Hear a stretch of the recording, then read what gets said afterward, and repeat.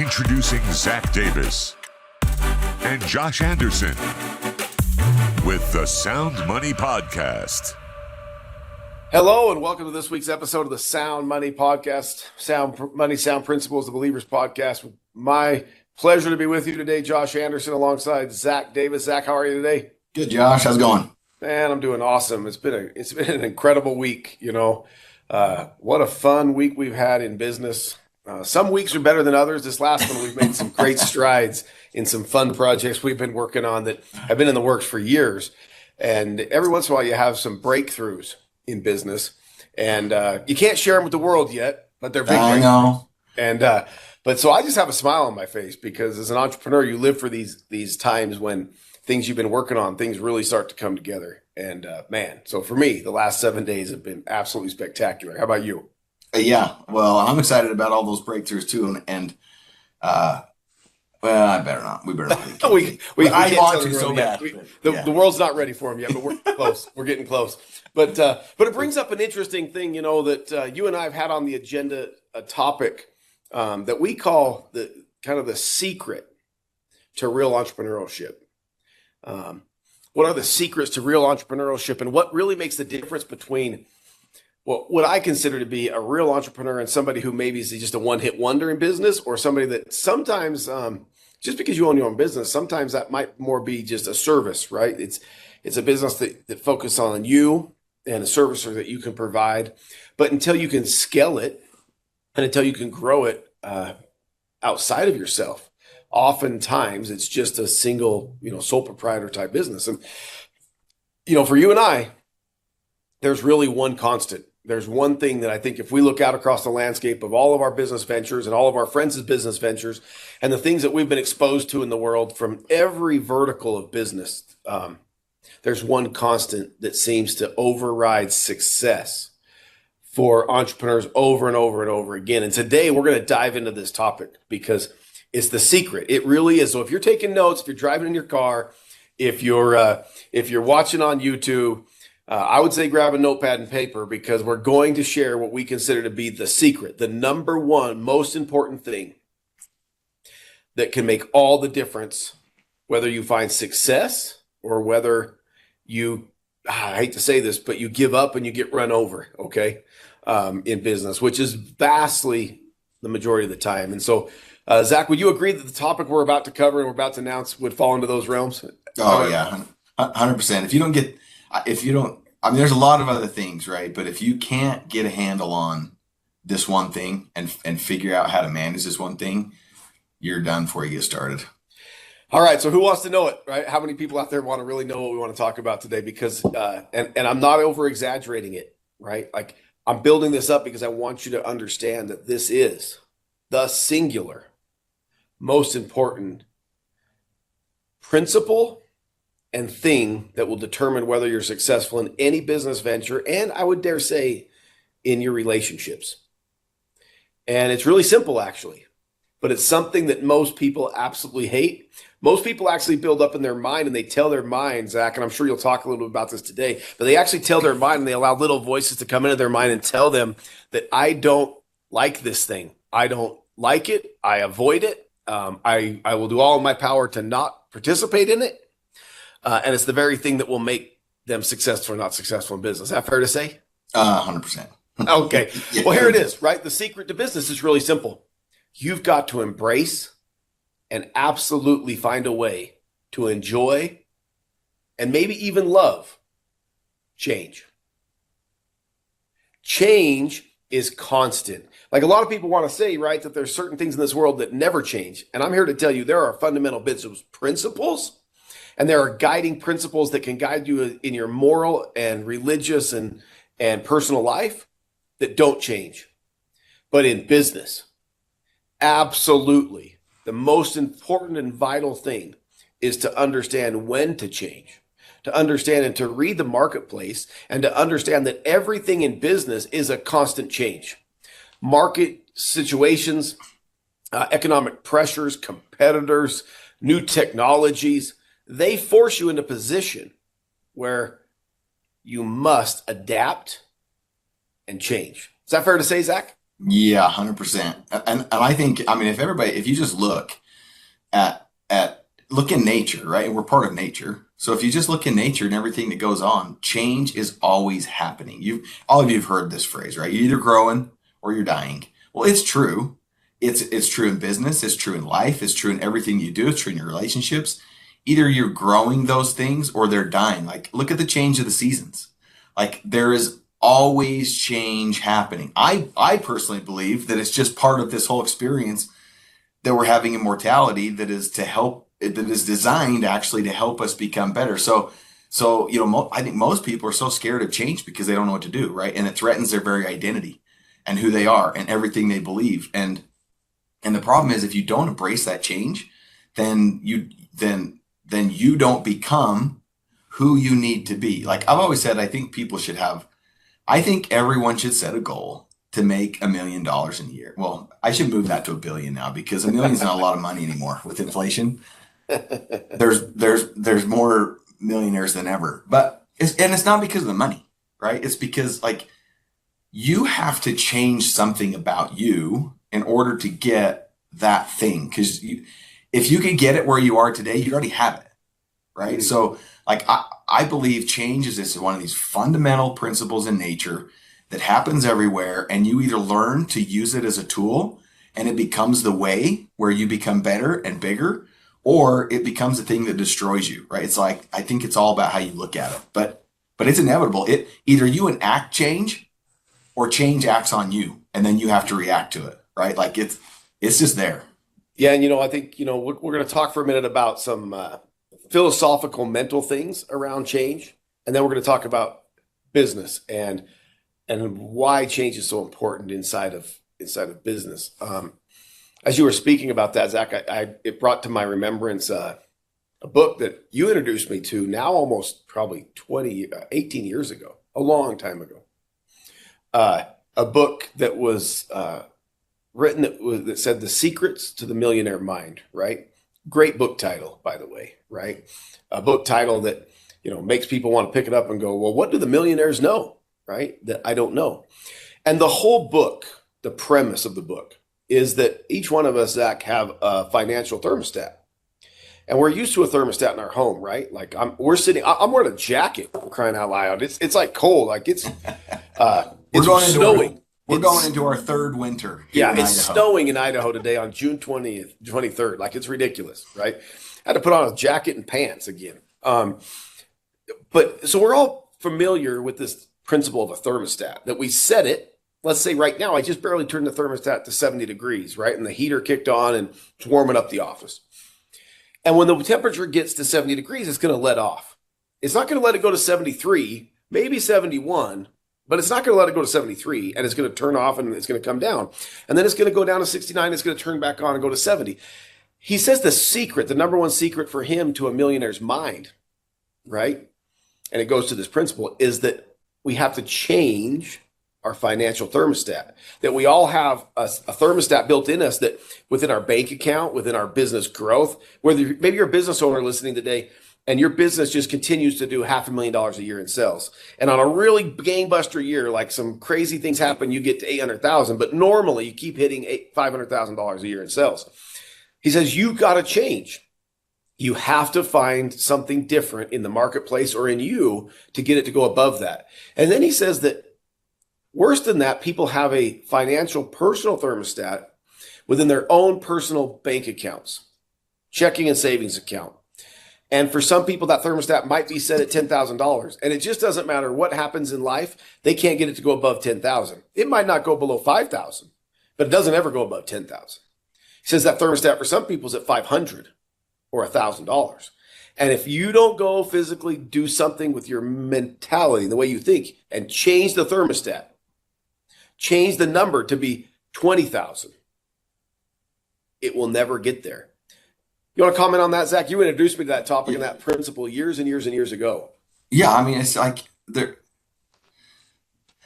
everything in this world, I think, is just, your mind is more powerful than most people think it is. Like, your thoughts create your feelings create your actions give you your results, right? So the way you think about things and the way you feel about things drives you to do what you do. So like what you just described, Josh, we could call a comfort zone, right? Yes. So you have this thermostat that is set to 70 degrees.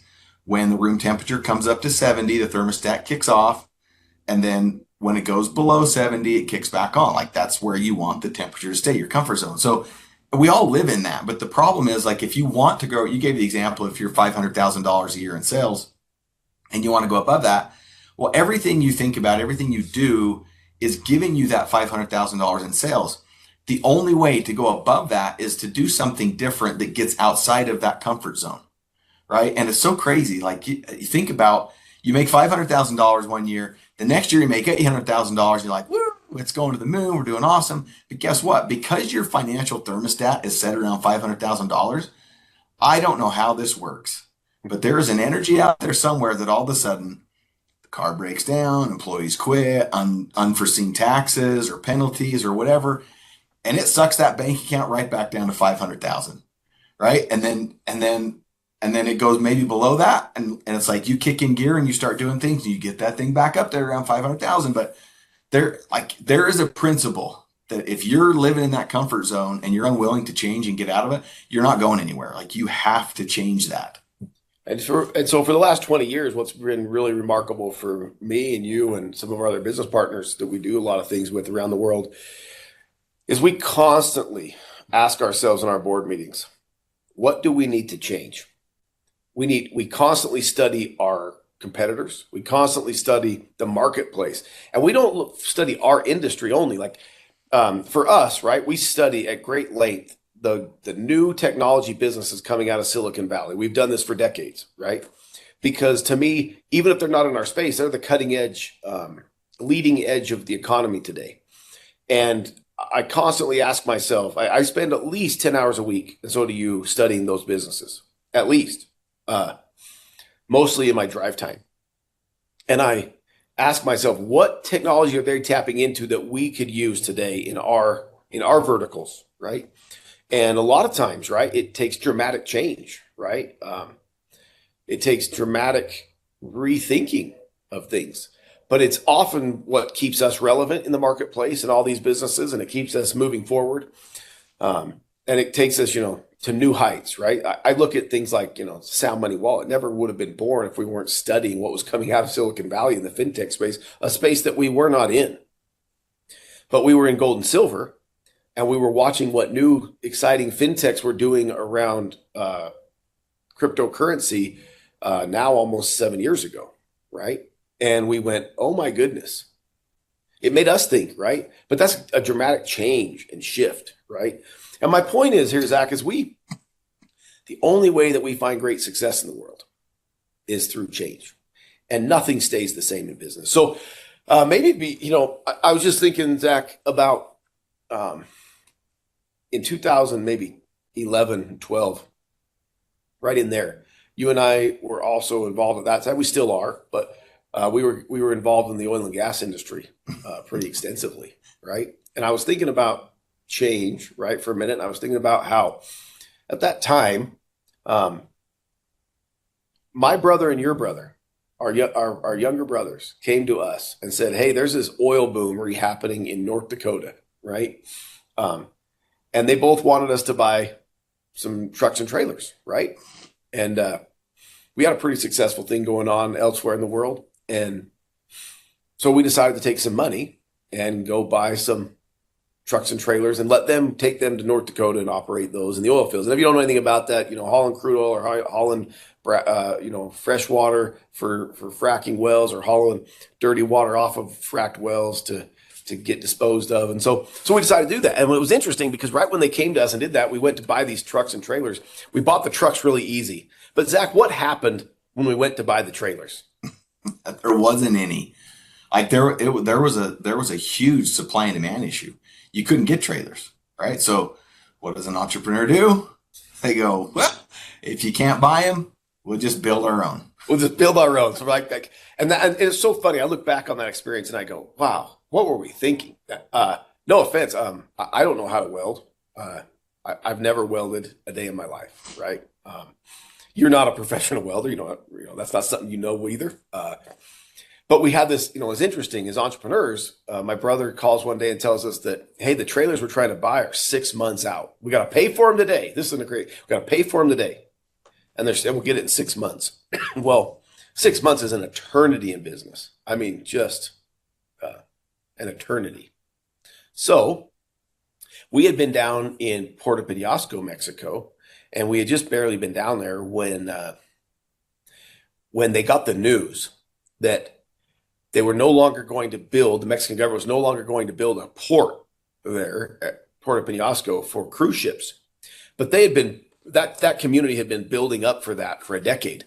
And we had a business acquaintance who had a shipyard that was building ships. You remember this? Oh, yeah. Crazy, right? And we were down there with them when all of a sudden they found out from the government they were no longer going to build the port. And overnight, all those businesses in the shipyard that were building ships turned off. Like, no more ships to be built. And so when Jared called us and said, hey, with 6 months to get a ship or get a tanker, we immediately thought, well, maybe we should call our friend in Puerto Penasco who has like 100 guys welding for him, building ships. If you can build a ship, you ought to be able to build what? A tanker? Yeah. It just made sense to us, right? Well, as dumb entrepreneurs, we said, great. So we called him and he said, maybe we could build tankers. But he put us in touch with a guy and said, I have a friend though in Monterrey, whole other part of this country of Mexico.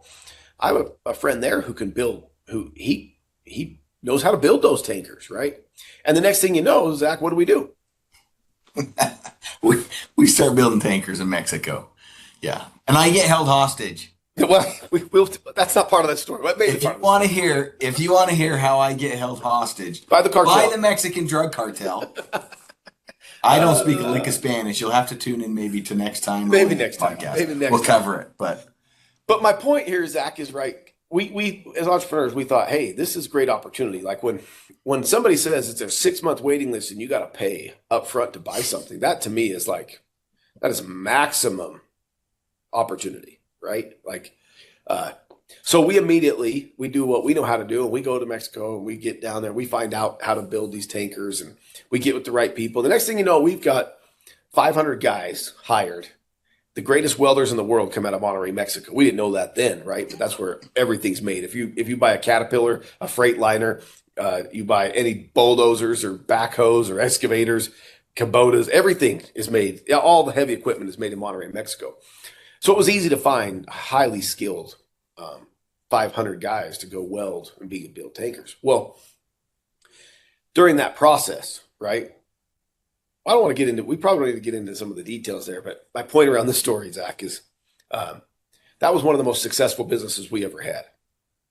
It was wildly successful. Maybe we'll have an episode of the people put in the comments if they want to hear about how you got kidnapped by the cartel, and they want to hear how we lost $1 million and had to go down there and live for a month and all the craziness around living in Mexico to fix some problems with the cartel, the government, and the border. Maybe we'll share that sometime. But at this point, right, like, it was amazing to me. It was by far, Zach, maybe walk us through we started that business. We started making the tankers to haul water to first. And we also built tankers to haul crude oil. What was it like in those days when we were selling tankers to people across the world? What was it like? Yeah, it was absolutely crazy. And as an entrepreneur, you don't know what you don't know. Right? You just jump in and start doing something. You see a need and you go fill the need, right? And then you start learning as that process goes. So we start building these trailers. Orders are coming in like crazy. Literally, we have guys from Wrangell, Alaska, who are shrimp boat fishermen who are calling saying, I need 10 of these. And we're like, whoa. How about you start with 5, right? And let's see if you can run a business. And so we had all these orders, people wanting to get them. And we started getting trailers come across the border. And it was awesome because it was like, it was just really good. It was really good product. By the way, the market's gone. We'll tell you about how we changed and had to pivot in a minute. But the market's gone. But at the time, we were producing a trailer for like 70,000, selling it for 150,000, and we were building 10, 15 of them a day. Yeah, and you take 50% deposit from your customer. It paid for the whole cost of the trailer. So you were into it zero. I mean, it was great. Like if it would have lasted forever, woo, but it didn't. It made the most amazing money for like 4 months. But it led to some really other cool opportunities. But what happened is we started bringing trailers across the border so fast that the Department of Transportation, NFTHS or something. Yeah, the National Highway Motor Transportation Safety Administration. They caught wind out of Washington, D.C., and the head of that department called down to Laredo, Mexico, where we were importing these trailers and said, whoa. We have a major import problem of these trailers flooding into the United States. And like they have to look at economy issues, right? What you're doing with these imports and tax issues and safety issues, all that stuff. So I get a letter one day, and the letter basically says, we have detained these trailers. I think there was like 5 of them, and it had the VIN numbers on them. We've detained these trailers at the border, and you've got 24 hours to fix this problem, or we destroy them and start charging you a $30,000 a day fine, impound fine, for having them there. I'm like, fix what issue? In the letter, like, this is the government for you. Fix the problem. And you read the letter, you're like, where's the problem? We have no idea what the problem is. So I call down there. I can't remember the lady's name. It'll come. Better not say her name anyway. Yeah, I probably not. So retired. I can't get a hold of this lady on the phone to even find out what the problem is. Like, they haven't even told us why these trailers are getting stopped down at the border. And so I call Josh. I'm like, hey, grab an extra pair of underwear. We're going to Laredo, right? Because I looked at flights. We couldn't get there in 24 hours with flights. It was 22 hours by car straight through. So we jumped in the truck and we just drove straight through. I drive for a while, you drive for a while. We get down there and finally figure out what the problem is. But the crazy thing is like we're making all this money and it's like going so good. And then somebody throws a huge wrench in this thing. And this is where most people are. They're not wired to go, okay, this is a big challenge. I got to figure out this challenge. They look at it and go, well, if it's this difficult, it's not supposed to be done. And I think a real entrepreneur looks at it and goes, the harder it is, probably the more it's supposed to be done. It's the road less traveled, right? The hard things that really need to get done are the ones that are the biggest wins. And so it was a major challenge, I'm telling you, to figure all this process out. And it turns out, we should have known this, Josh. We should have known. I mean, we register vehicles, right? Yes. DMV. Yes. So it turns out the VIN numbers on these trailers that are coming up, completely made up. Like, there's a Hispanic guy down there. Do you have a Tital one? Oh yeah, I have this one. I actually keep because catastrophes, Zach. I think I have one in my drawer. I keep this in my to remind me. Oh look.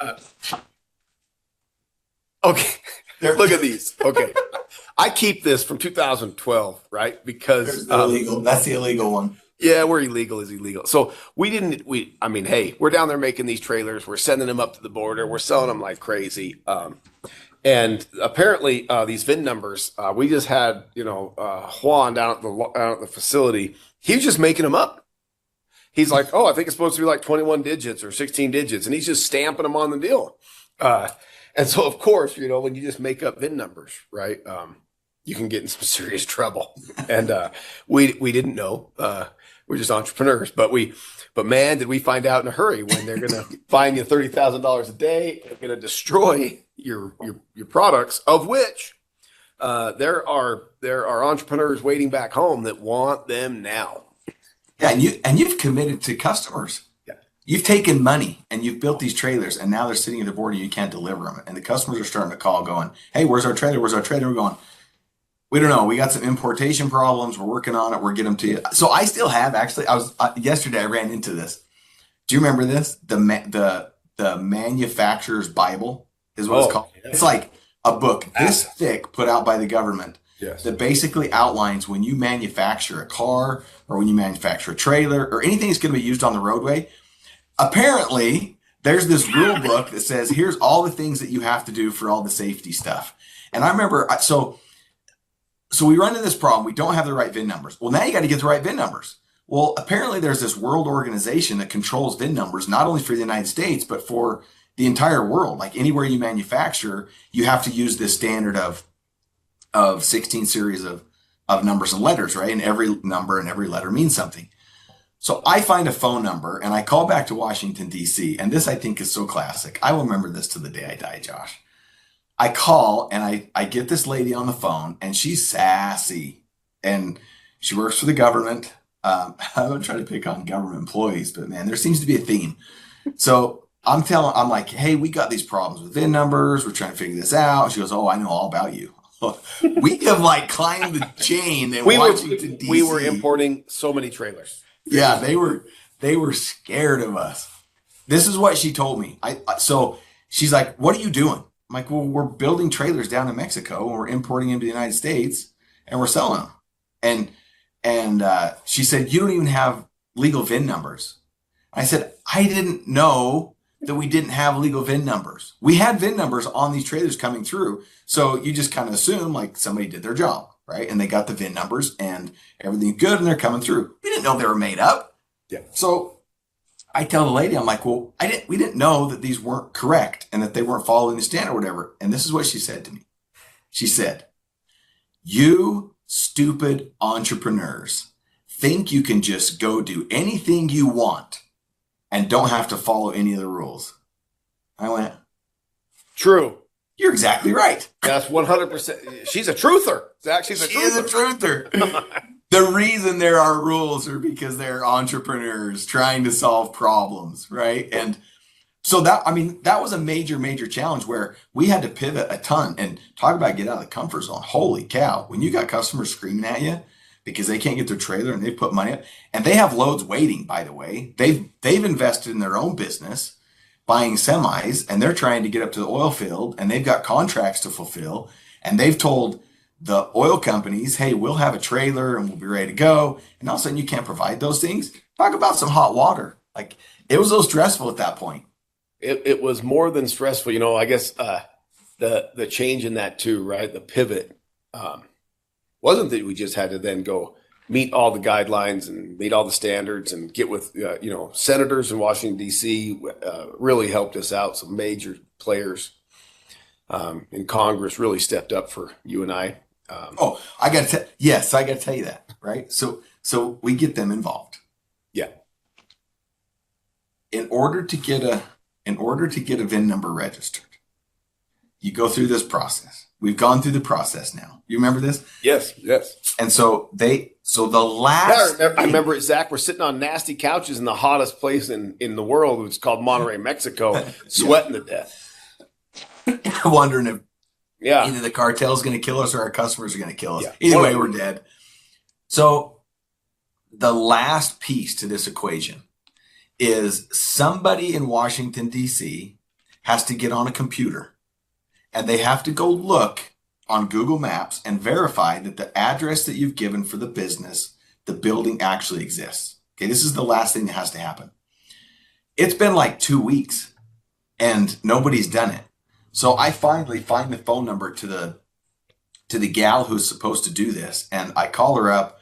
I'm being as cordial as I can, but like trying to help her know that we're kind of in an emergency. We need to get this done.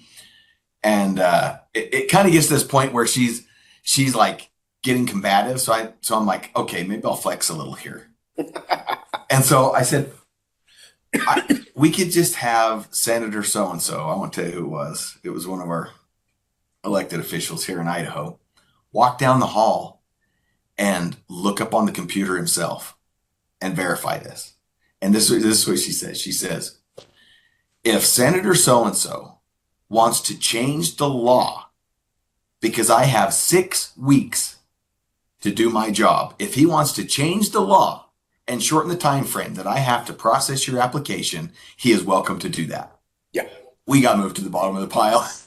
Yeah, we waited our 6 more weeks, right, for that, and of course along that path we had to pay the Mexican government, the Mexican cartel, one of the drug cartels. We had to pay for protection and pay to get them to sign it. Like it's wild. It was a wild time, right? But through that, even though everything was a pivot and everything had to change, I would say I wouldn't go back and do it again. Oh, me either. I would do it again, but I would never do it again.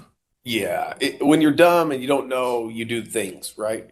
Now we know better. We would ask better questions getting into it now, and we would know who to talk to and those things. But it was an experience that greatly defined us as business people. We realized that there is no mountain too high to climb, right? No. Even if you have to deal with two governments, a border patrol, a Mexican drug cartel, and you have to get all of them on your side, massive mountains to climb. And we had business partners quit, by the way, did we not? Yeah, we had business partners quit on us, leave us stranded. It was too hard. It's too hard. Scary. And we had crazier in Mexico. If you've never done, a lot of our listeners have never done business in Mexico. We've done a lot of business in Mexico. We love it. It's a place in the world that doesn't scare us. But in Mexico, for most corporations, an American cannot own more than 49% of a Mexican corporation. And so that means that you have to partner up with a really trusted partner in Mexico whenever you do business there. And we currently do other businesses there. And we have great partners right now in Mexico. But at that time, our first business partner in Mexico, he must have got in some really bad way financially, because in the midst of all this problem with the U.S. border, when you and I showed up at the border, we showed up at the border to meet with, I just remembered her name. I won't say it. I remember. We showed up to meet with this wonderful government employee. She said, well, I'll give you I'll give you an extension till Monday. We met with her on Friday at 3:00. And she said, I'll give you an extension till Monday to figure this out. It took 6 more weeks. But in the process of that, we said, we ought to stay for the weekend. We'll just drive down to the facility in Monterey. It's a 3-hour drive. We'll just head down to Monterey for the weekend and we'll make sure everything's good. We had no intentions of going to the factory at that time. We were just going to deal with the U.S. government. We get to the factory, a massive facility we had rented, 500 employees, 150,000 square feet, massive, right? We get there and we ask for Gabriel. And somebody says, well, Gabriel hasn't been here all week. Well, that's kind of weird.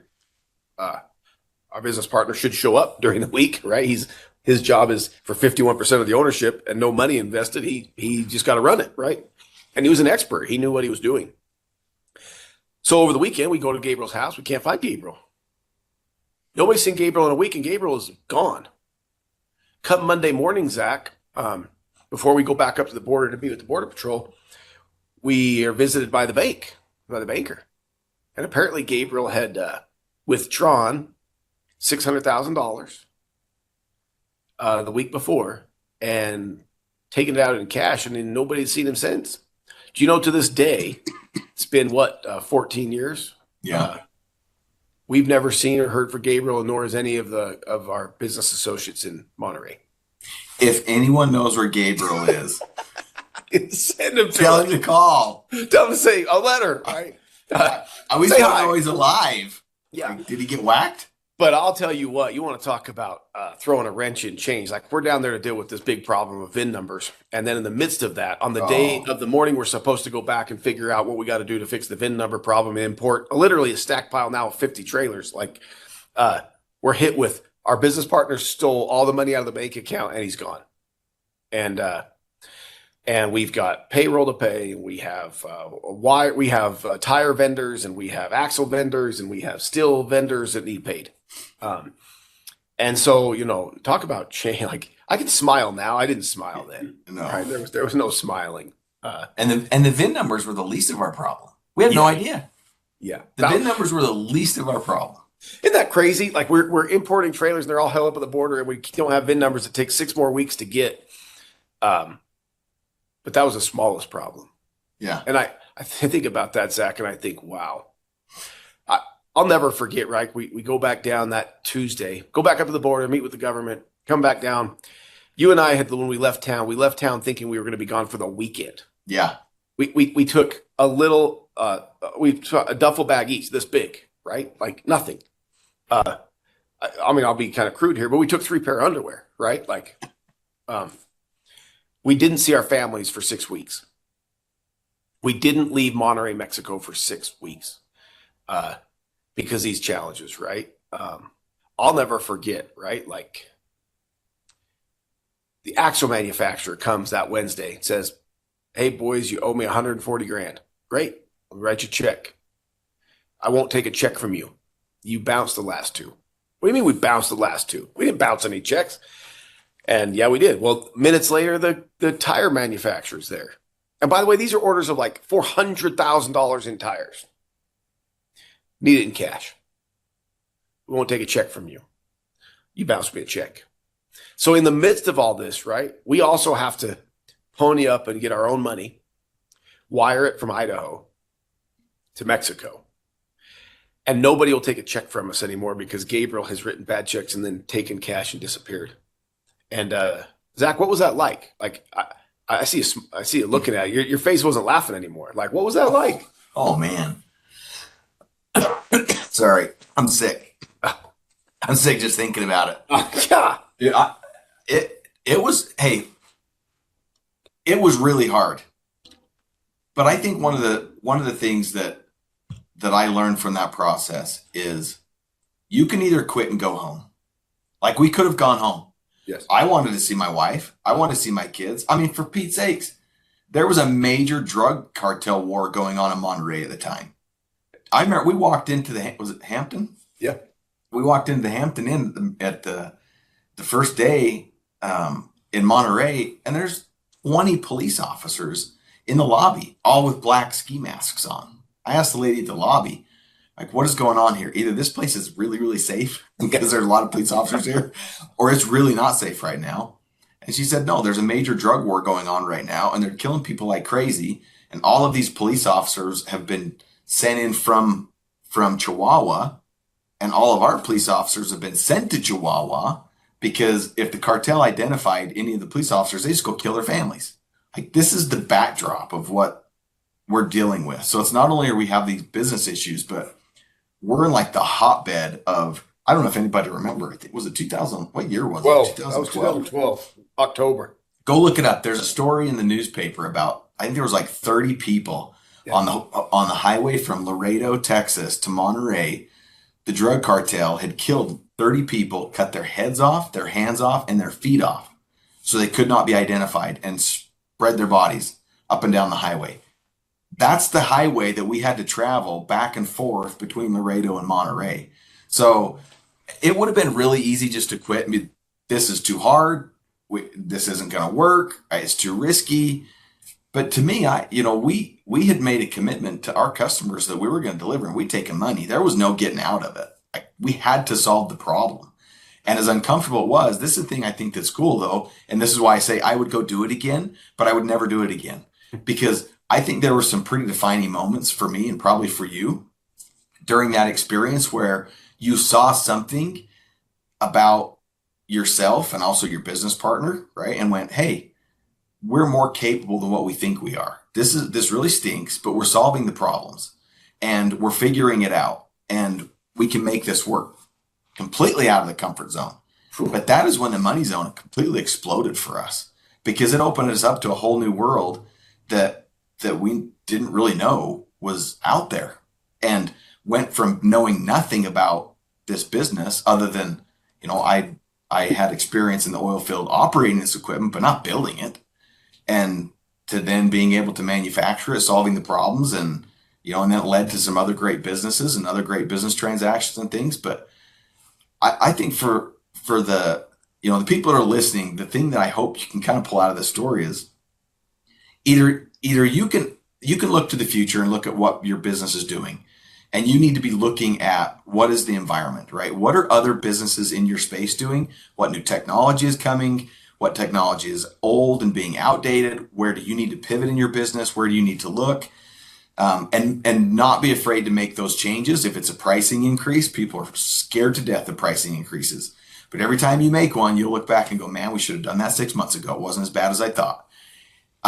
Or sometimes you get in a situation where you don't have any control. And this was one for us where we had zero control of what was going on. Everything was getting changed. There's a great book called Who Moved My Cheese, right? You should go read it.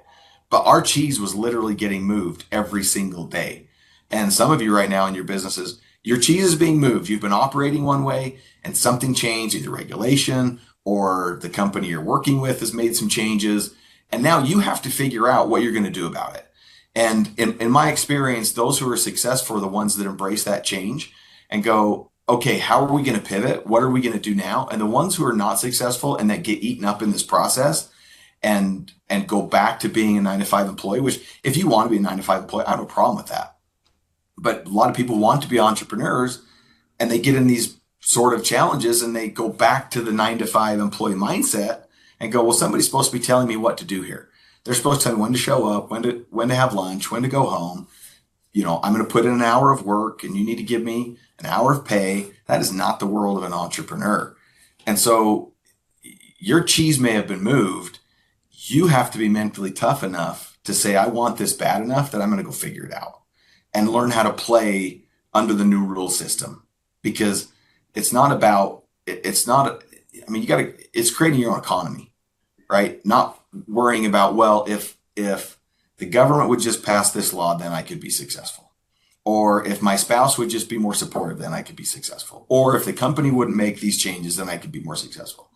That's a pretty victim mentality. And that's really hard to be a winning entrepreneur with that kind of a mentality. You have to look at every single one of them and go, okay, where's the opportunity, right? Because with every one of these challenges, there's the seed of an equal or greater opportunity. You just have to find it, right? And be willing to look at those opportunities.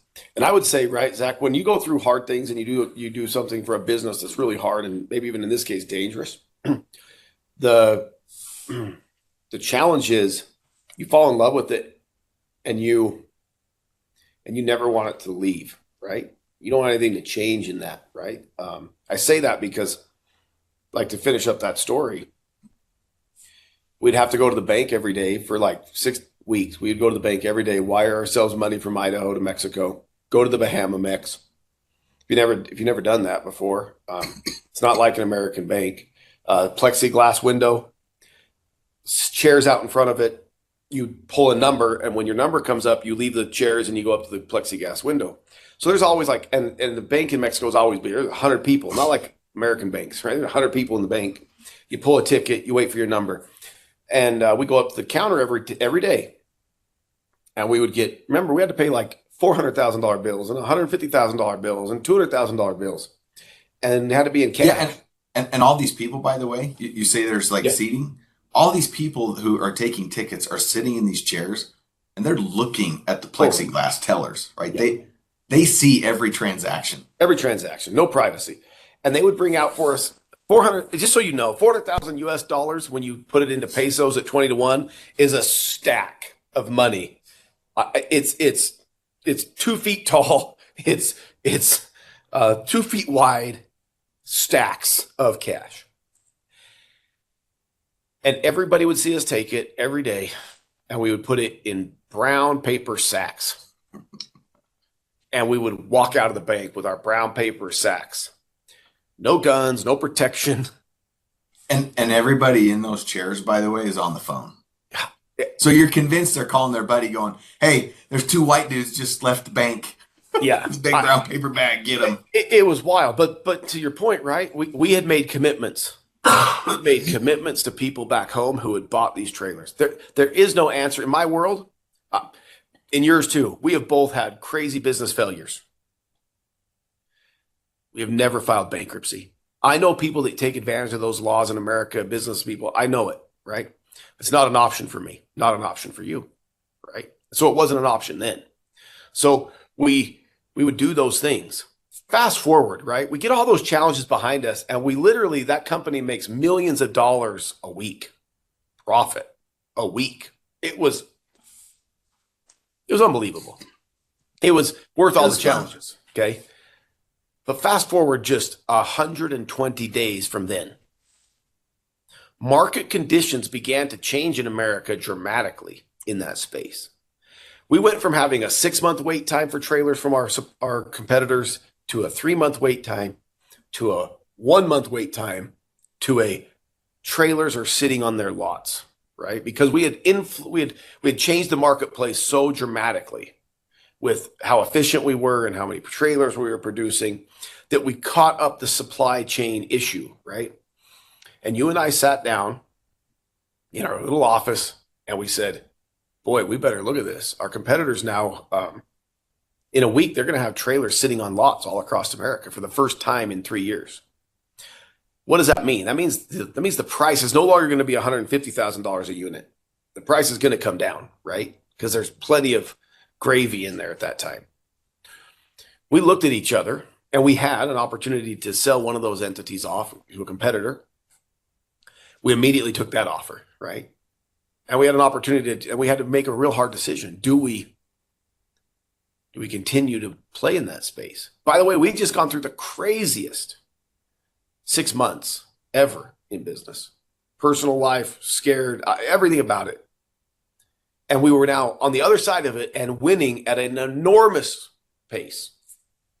Most entrepreneurs, most people would do what I say you can't ever do in business, and they would marry the business. They would marry it. Not date it. They would marry it. What do I mean by that, Zach? Well, they go down with the ship, right? They're so in love with the business that they can't see that the world has changed. I'll give you a prime example. Go.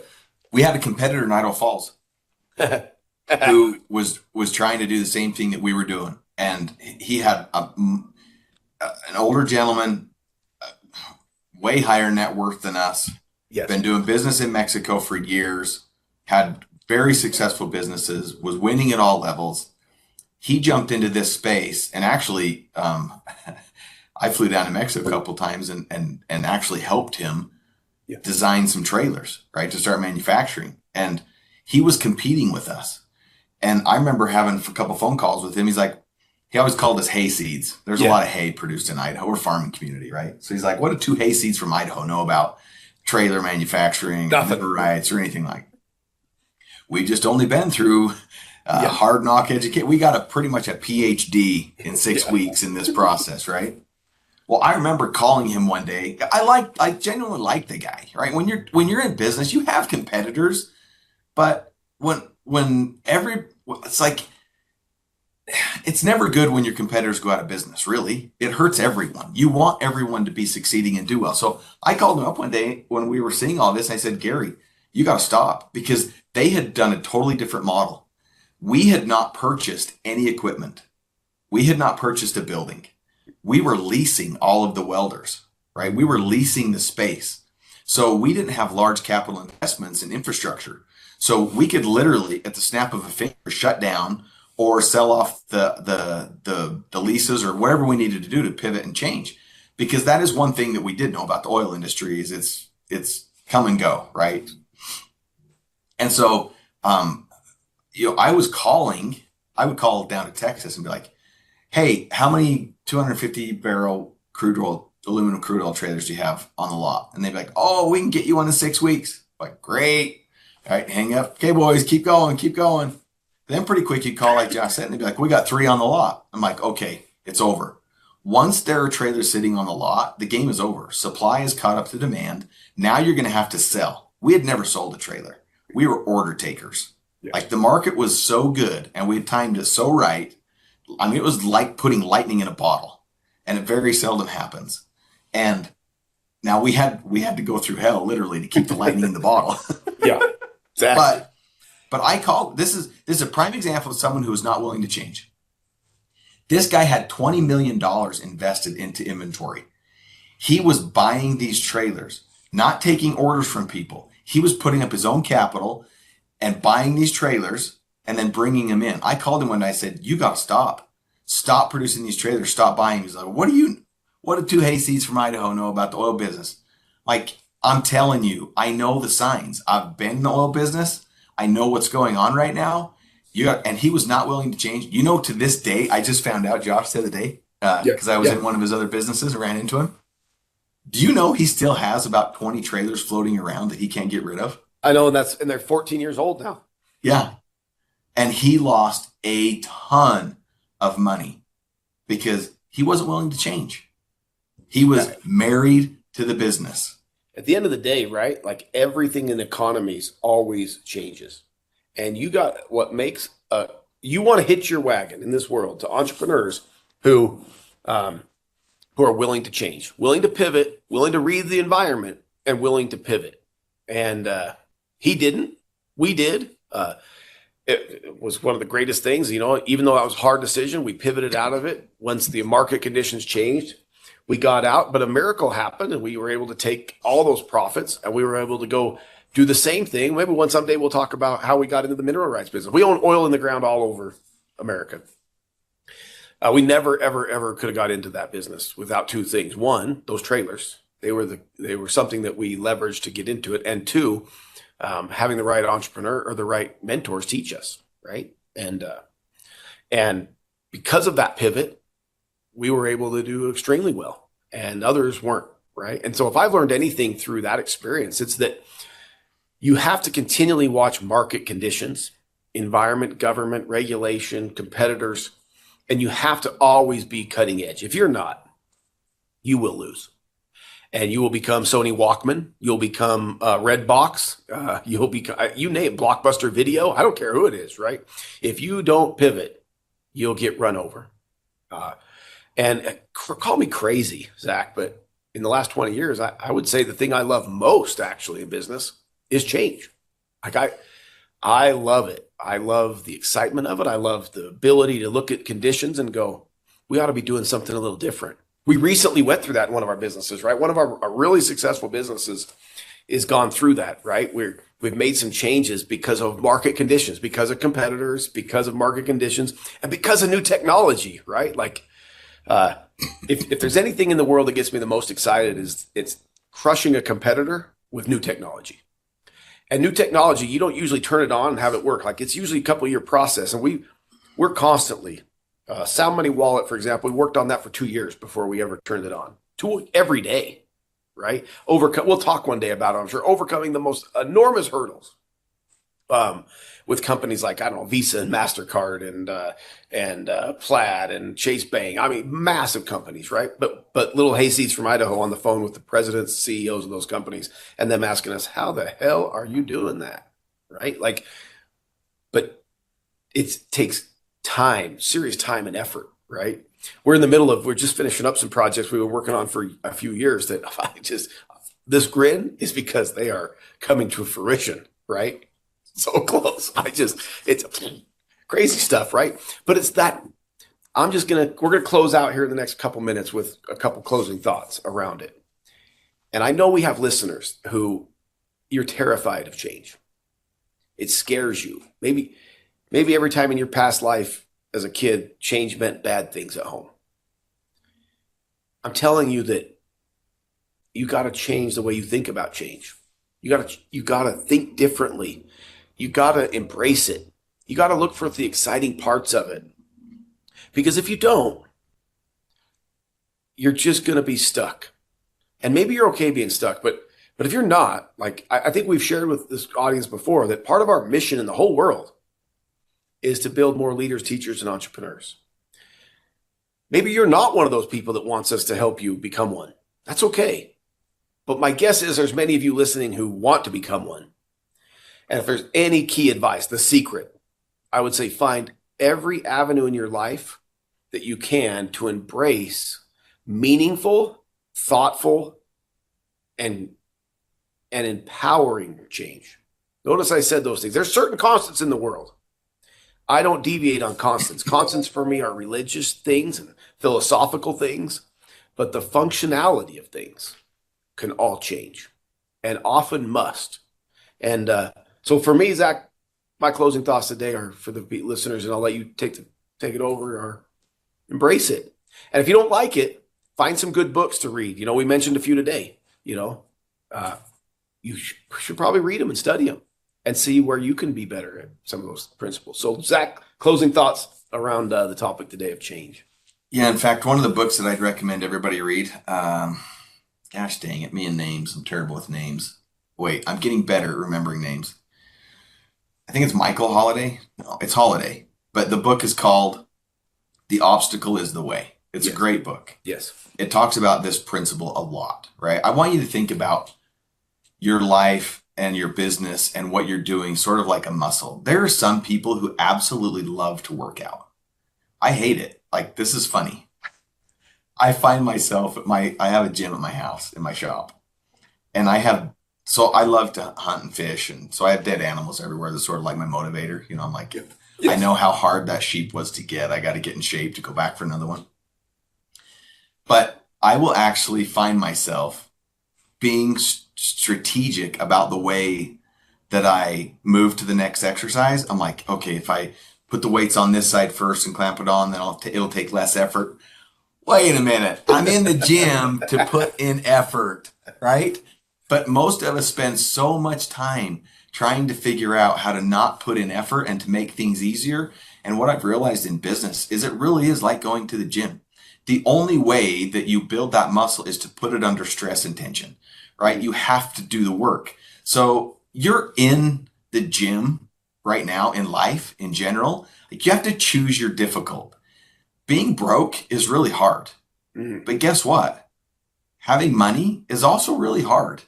There are hard things about having a lot of money, things that you don't anticipate. All of a sudden you have this money and you go, wait, I thought all these problems were going to go away. I just have a new set of problems. One thing I've realized in life is problems don't go away.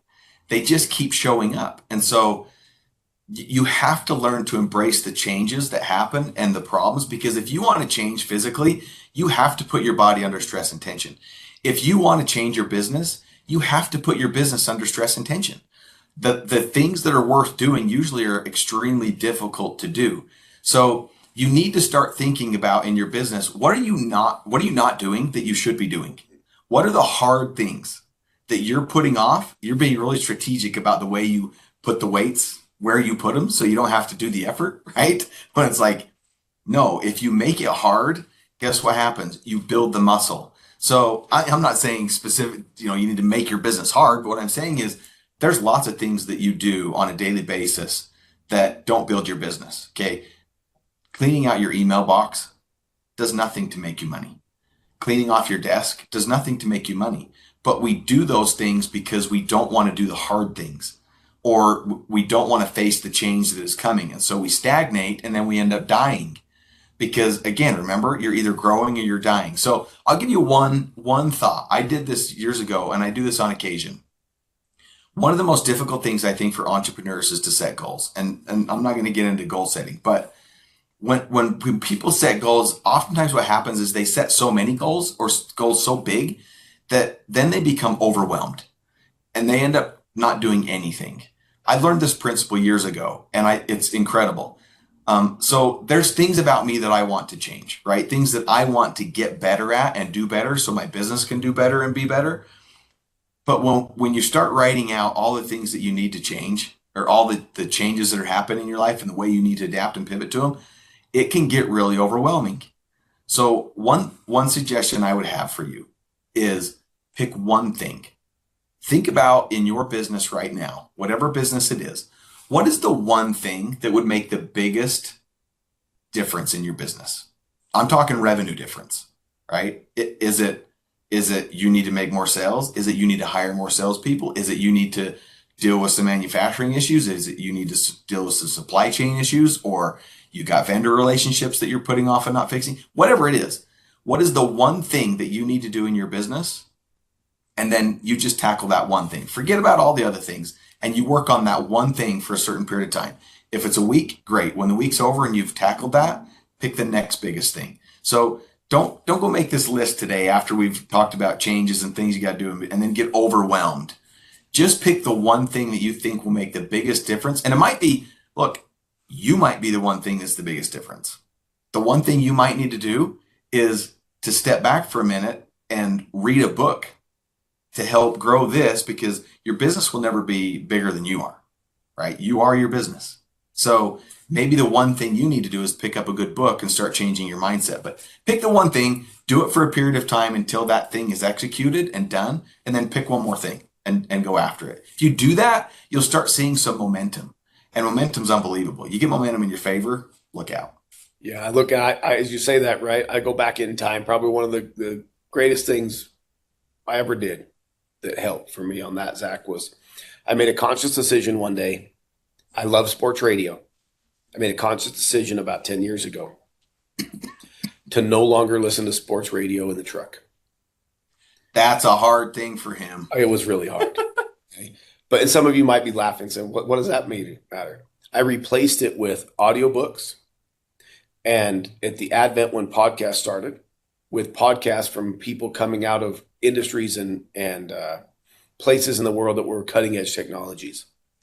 I can't tell you the thousands of great ideas that have populated my mind through that one little change. But at the time, it seemed monumental and extremely difficult, because how was I going to miss out on whether or not Mike and Mike in the morning liked Tom Brady and what he did on Sunday, right? It sounds dumb now, but I think about the millions on millions on millions of dollars I've made with that one decision. It was little looking back, but it felt big at the time. And so, to your point, I'm sure we'll get into some of those topics again, but I want to say thanks for everybody joining us this week. Go out there and crush it in the world, and don't be afraid to make a little change in this coming week and this coming month and this coming year. So appreciate all of you, and we believe in you. We can't wait to see you next week on the Sound Money, Sound Principles, the Believers podcast. Zach, have a great guys. See you guys. Go kill it this week. See you later.